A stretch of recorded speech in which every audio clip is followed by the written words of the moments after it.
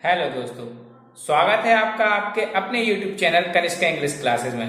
दोस्तों, आज के इस वीडियो में हम कुछ ऐसा पढ़ने जा रहे हैं जो कि आपको डे रूटीन की लाइफ में जब आप इंग्लिश में बोलना चाहते हैं या बात करना चाहते हैं या किसी क्वेश्चन का आंसर देना चाहते हैं, बहुत ही यूजफुल होने वाला है।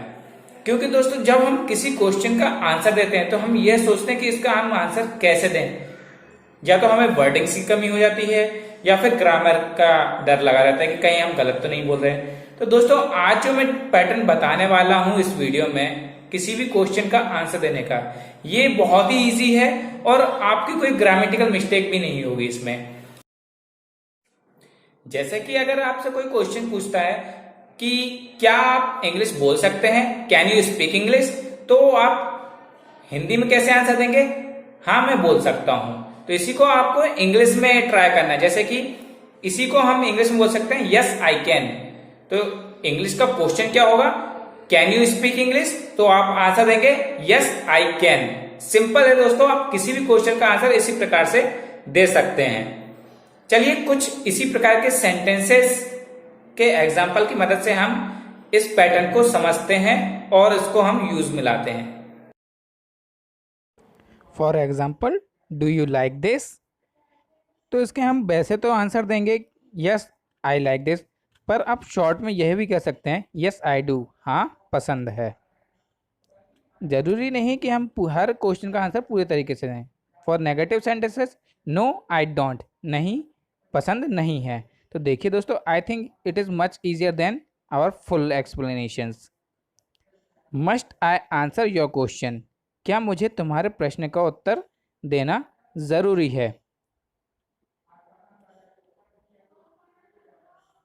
यस यू मस्ट, हाँ ज़रूरी है। या फिर नेगेटिव सेंटेंस के लिए नो यू नीडंट, नहीं ऐसा ज़रूरी नहीं है। दोस्तों, अगर हम देखें तो इसमें हम जस्ट हेल्पिंग वर्ब का यूज़ करके सब्जेक्ट के बाद और यस और नो की मदद से हमारा पूरा का पूरा आंसर क्लियर कर सकते हैं। फ्रेंड्स, आई थिंक आपको ये वाला पैटर्न ज़्यादा पसंद आ रहा होगा।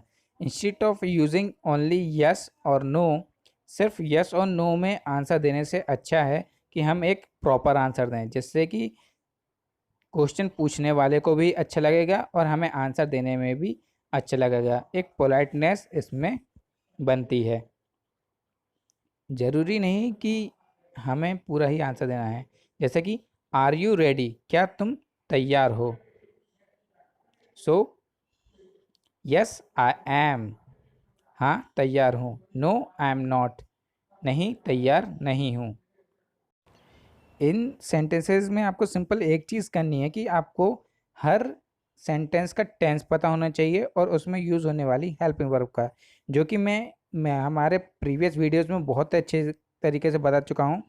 प्लीज़ आप हमारे चैनल के सारे वीडियोस देखिए, जिससे कि आपको ये सारी चीज़ें बहुत अच्छे तरीके से समझ में आ जाएंगी।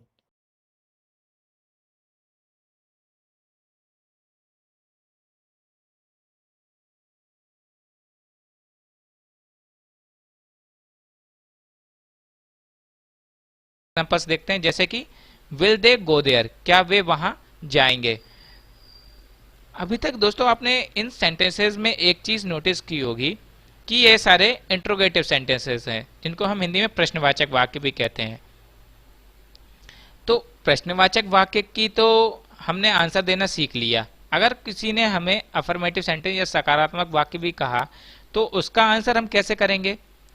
तो उसके लिए भी मैं एक सेपरेट वीडियो बनाऊंगा। उसके लिए ये आपको हमारे चैनल से कंटिन्यूसली जुड़ा रहना पड़ेगा। तो please subscribe our channel and hit the bell icon so that you can get notification for the new videos. आपको सारे के सारे नए वीडियोस के नोटिफिकेशन मिलते रहेंगे। इसका आंसर होगा हमारा यस दे विल, हाँ जाएंगे। या फिर नेगेटिव आंसर होना है तो नो दे वॉन्ट, नहीं नहीं जाएंगे। तो दोस्तों यहाँ पे वांट का जो मतलब है वो विल नॉट से ही है। एक्चुअल में विल नॉट को हम शॉर्ट में वांट भी लिख सकते हैं, जैसे आर नॉट को आरंट भी लिख सकते हैं। इसी प्रकार हेल्पिंग वर्ब्स के जो नेगेटिव फॉर्म्स होते हैं उनको हम शॉर्ट में भी बोल सकते हैं। चलिए दोस्तों, एक थोड़ा सा डिफरेंट सेंटेंस लेते हैं हम यहाँ पे, जैसे कि विल ही हैव रीच्ड, क्या वह पहुंच गया होगा। अब यहाँ पे बात आती है कि यहाँ पे तो भाई दो हेल्पिंग वर्ब के वर्ड्स हैं, एक तो विल हो गया हमारे पास, एक हैव हो गया। अब इसमें से हम कौन सा वाला यूज करेंगे सब्जेक्ट के साथ? तो दोस्तों मैं यहाँ पे आपको बता दूं कि हम जो भी हमारा हेल्पिंग वर्ब का वर्ड पहले आता है उसका यूज करते हैं। जैसे कि इसका आंसर होगा हमारा यस ही विल, हाँ होगा, या फिर नो ही वॉन्ट, नहीं पहुंचा होगा। तो आई थिंक दोस्तों इट इज़ वेल इनफ, और आपको पैटर्न समझ में आ गया होगा।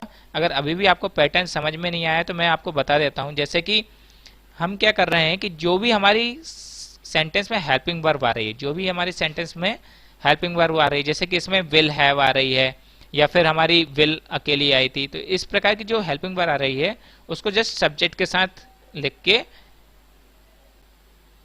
डन कर देते हैं यस या फिर नो के साथ। It is much easier than the speaking full sentences. और आपको अगर अभी भी समझ में नहीं आ रहा है तो प्लीज मैं आपको सजेस्ट करूंगा कि आप मेरे प्रीवियस टेंसेस वाले वीडियोस देखें, जिससे कि आपको ये समझ में आने लगेगा कि किसी भी टेंस का हिंदी में ट्रांसलेशन या किसी भी टेंस के हिंदी का इंग्लिश में ट्रांसलेशन कैसे कर सकते हैं। साथ ही आपको यह भी समझ में आने लगेगा कि किस टेंस में हम कौन सी हेल्पिंग वर्ब का यूज करते हैं और इसको हम कैसे याद रख सकते हैं, क्योंकि मैंने वीडियोस में साथ में ट्रिक्स भी बताई हैं कि किसी भी टेंस का हेल्पिंग वर्ब हम कैसे याद रख सकते हैं। तो आई थिंक दोस्तों it is well enough for today. Please keep watching my videos. मैं आगे आने वाले वीडियोस में आपको बताऊंगा कि नेगेटिव सेंटेंसेस का आंसर कैसे दे सकते हैं शॉर्ट में, और अफर्मेटिव सेंटेंसेस का कैसे दे सकते हैं। इसी के साथ साथ मैं आपको डेली रूटीन में बोले जाने वाले कुछ सेंटेंसेस भी बताऊंगा, जिससे कि आपको डायरेक्टली इंग्लिश बोलने में बहुत ही फायदा होगा, बहुत ही यूजफुल होंगे ये सारे सेंटेंसेस। तो थैंक यू सो मच।